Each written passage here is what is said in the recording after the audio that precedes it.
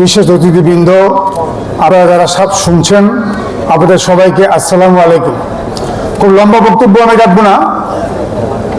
এই মূল ফোরাম থেকে যখন যুব ফোরাম করা হয়, তার মূল লক্ষ্য এবং উদ্দেশ্য ছিল এটাকে সম্প্রসারিত করা।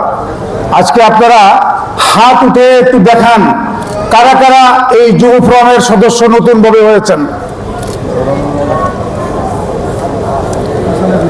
পিছনে আছে অনেক লোক, ওই উপরে আছে।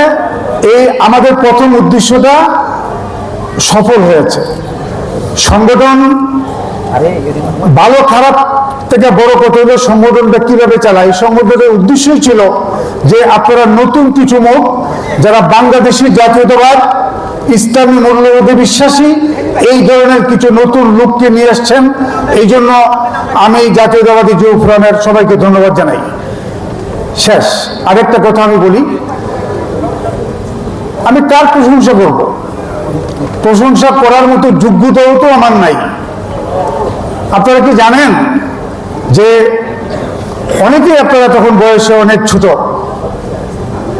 দাউদকান্দি এই ব্রিজটা, যে লম্বা ব্রিজটা 1991 থেকে 95 আগ পর্যন্ত, যখন শেষের দিকে একটা নৌকা বাইচের মাধ্যমে যখন এটা উদ্বোধন করা হয় ডক্টর খন্দকার মোশাররফ সাহেবের চেষ্টায়, বেগম খালেদা জিয়ার সহযোগিতায়, যেই ব্রিজটা দিয়ে আজকে আমরা যাই, আমরা কি রাস্তাঘাটের কথা বলি। এত বড় ব্রিজ না হইলে এত অল্প সময়ে আমরা দাউদকান্দি যেতে পারতাম না।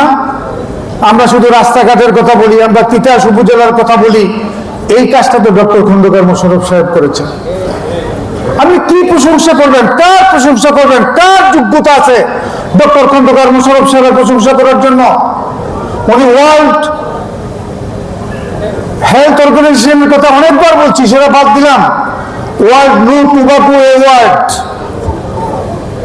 পদকে উনি ভূষিত হয়ে হুসাইন মেথড সারা পৃথিবীর 11টা ইউনিভার্সিটিতে যেখানে পড়ানো হয়, যার একটার যোগ্যতাও আমাদের নাই।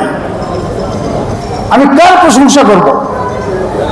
যে ডক্টর খন্দকার মোশাররফ সাহেব তিতাস উপজেলা প্রতিষ্ঠা করা মানে কয়েক হাজার কোটি টাকার উন্নয়ন করা।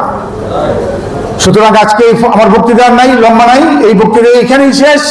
আমরা চেষ্টা করি আগামী দিনে এই ফোরামকে আরো শক্তিশালী করতে, এবং আরো যারা অন্তর্ভুক্ত হয় নাই তাদেরকে এই যুব ফোরাম, মূল ফোরাম চেষ্টা করবে মূল ফোরামের সাথে যারা বাংলাদেশি জাতীয়তাবাদ ও ইসলামী মূল্যবোধের সাচ্চা জাতীয়তাবাদী সৈনিক, তাদেরকে অন্তর্ভুক্ত করার জন্য আপনারা যতটুকু করেছেন মূল ফোরামের পক্ষ থেকে আপনাদেরকে ধন্যবাদ জানিয়ে আমার বক্তব্য শেষ করছি।